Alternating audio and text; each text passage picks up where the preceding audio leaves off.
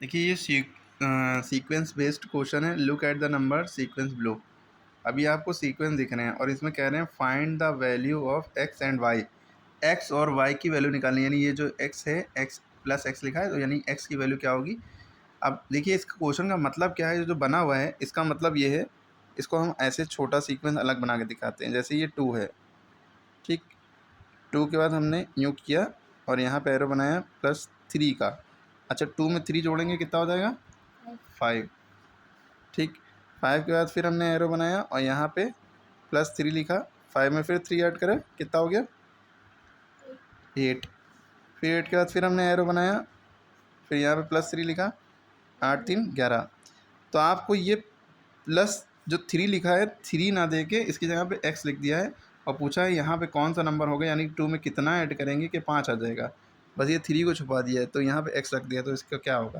तो आपको समझ में आ गया भाई, 2 में कितना जोड़ें 5 हो जाएगा, तो आप समझ रहे हैं 3 जोड़ने पे होगा। 5 में कितना जोड़ें 8 हो जाएगा, तो आप समझ रहे हैं 3 जोड़ने पे ना।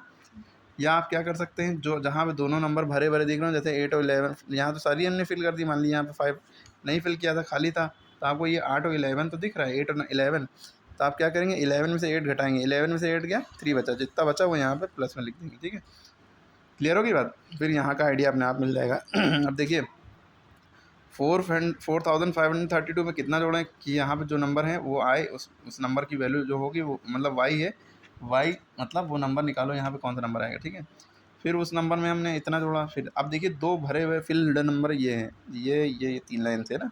तो देखिए कितना कितना फ़र्क लग रहा है, सब में बराबर बराबर फ़र्क होगा, ठीक है। 6532, फिर इसके बाद कितना हो गया 7532, फिर क्या हो गया 8500, कितना कितना बढ़ रहा है 1000 ना। 1000 प्लस फिर 6 था, फिर 7 हो गया, फिर 8 हो गया, बाकी सब सेम रहा। यानी कि एक एक हज़ार बढ़ रहा है। यानी कि ये यहाँ पे कितना होना चाहिए, एक्स की जगह पे 1000, यहाँ पे एक्स की जगह पे क्या होना चाहिए 1000।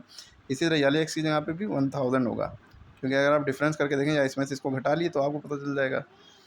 फिर इसमें यानी कि इसमें फिर 1000 ऐड करें, तो 4500 632 में 1000 ऐड करेंगे तो आ जाएगा 5532। क्लियर है, यानी कि 1000 का फ़र्क आ रहा है। फिर 6000 हो गया, 7000, ठीक है। तो इसमें आप लिखेंगे एक्स की वैल्यू क्या आ गई 1000 और वाई की वैल्यू आप लिख देंगे 5532। और यहाँ पे जेड कर देता तो यहाँ पे जेड की वैल्यू बता सकते थे, ठीक है। ये यहाँ पे कर देता जेड की वैल्यू भी, इसमें इसके बाद जो नंबर आ रहा है ये आंसर हो जाता। क्लियर होगी। तो इस तरह के सवाल सीक्वेंस वाले कैसे होंगे, समझ में आ गया।